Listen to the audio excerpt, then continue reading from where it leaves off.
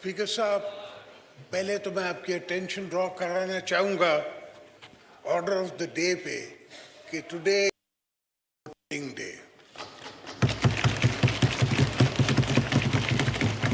मैं जनरल उमर साहब के बांग्लादेश की से शुरू करके कहाँ तक कहानी ख़त्म करूँ, इनके अपने एंग्रो के किससे शुरू करूँ। मैं पर्सनल नहीं होना चाहता किसी समझे। मैं कभी नो क्रॉस पर्सनल टॉक नहीं प्लीज, होना चाहता। No cross talk please. मैं ना कभी हुआ हूँ ना होता Please. हूँ, ना मैं पर्सनल ऑफेंस लेता हूँ। चाहे अक्सर जज्बात में लोग काफ़ी कुछ कह जाते हैं। किसी का लीडर तो कहता है कि मेरी उसकी बंदूक के नाली पे मैं हूँ। तो ये शिकारी भी हैं, क्रिकेटर भी हैं, मुल्क भी सही चला रहे हैं, तो आखिर ये किस बात का रोना है? क्या बात है? ये जो फॉरेन एक्सपोर्ट की बात कर रहे हैं, ये 150% डिवैल्यूएशन के बात कर रहे हैं। इस पे तो मैं छोड़ के गया था last no cross talk please. हुकूमत में। मैं इस फिगर पे इनकी एक्सपोर्ट पाकिस्तान की छोड़ के गया था, और वो इस डॉलर रेट पे नहीं थी जो इनने डॉलर के साथ हाल किया है। 100% डिवैल्यूएशन स्टेट बैंक करती है। 100%, 2.5% कल नहीं परसों इन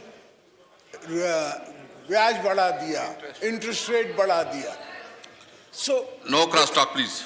बहुत सी चीजें हैं जो इनको समझाने की जरूरत है, और एक दिन इंशाल्लाह ये समझेंगे। बिकॉज पॉलिटिकल यूनिवर्सिटी तो सिर्फ पीपल्स पार्टी के पास।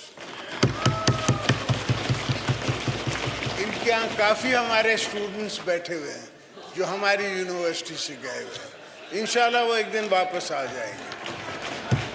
तो मैं सिर्फ आपसे बड़े मुद्दबाना तरीके से, ह्यूमिलिटी से ये अर्ज़ करना चाह रहा हूँ कि आप वक्त ज़ाया न करें, वोट कराएं, एक चीज़ अपने इख्तिताम पे पहुँचे, और फिर हम देखेंगे।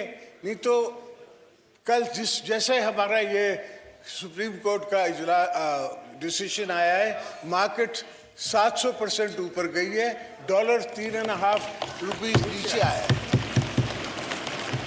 इनको तो नज़र नहीं आता क्योंकि इनको परवाह नहीं है। ये क्या बातें हैं, ये क्या राज हैं। किसी दिन कभी मैंने आर्टिकल लिख दिया या किताब लिख दी तो फिर उसमें ये सारी बातें मैं करूँगा।